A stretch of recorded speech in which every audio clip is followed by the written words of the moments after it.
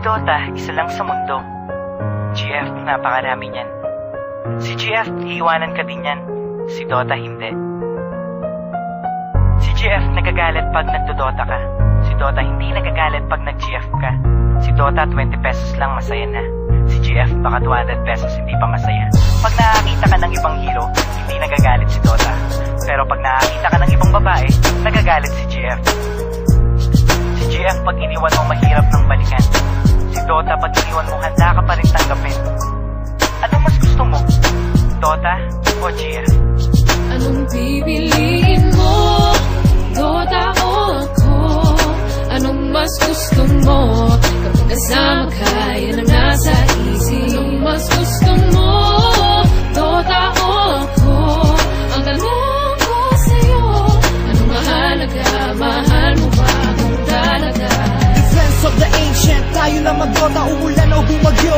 Kahit nakabota, tawagin na ang tropa. Let's start the countdown. Everybody push, get ready for gangbang. Pumatak na ang dugo. Within 3 minutes, ang bilis makabuo. Parang basketball lang, make me like Mike. Sa dami ko ng kills, ako'y naging Bro, tiny stand, pakitos yan. Pagkatapos niyan, tayo na mag-Roshan. Nice strategy, para bang Mineski. And skills are tight, para bang si Aiki. Destroy the last tower, panalo ang kuhain. Basagin na natin ang puno ng mulawin. Good game, maybe next time sir. Imba, sorry guys, GG na sir. Pipiliin mo? Dota o ako? Anong mas gusto mo?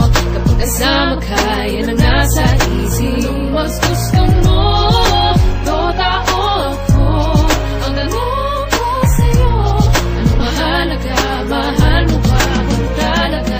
Kapag naglalaro, anong ligaya ang nadarama? Nalilimutan ng problema at pag nadarapa, di ako nagdadrama, tignan ng pagkakaiba. Kapag sinaktan ka ng girlfriend, puso ay nagigiba. Kapag meron kang pera, kapag meron kang TF, ang Dota 20 pesos na rest mapupunta kay GF. Ngunit di ka kayang mahalin ng Dota, kailanman yan ay nagbibigay libang kahit sa sino man. Ano bang nakita mo sa Dota na wala ko? Kaya ka bang mahalin ang Dotang sinasabi mo? Ang Dota ay laro na pwede mong paglaruan. Huwag mong itulad sa akin na nasasaktan. Ano bang nakita mo sa Dota na wala ko?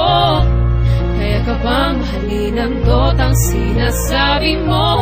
Ang Dota ay laro na pwede mong paglaruan. Huwag mong itulad sa akin na nasasaktan.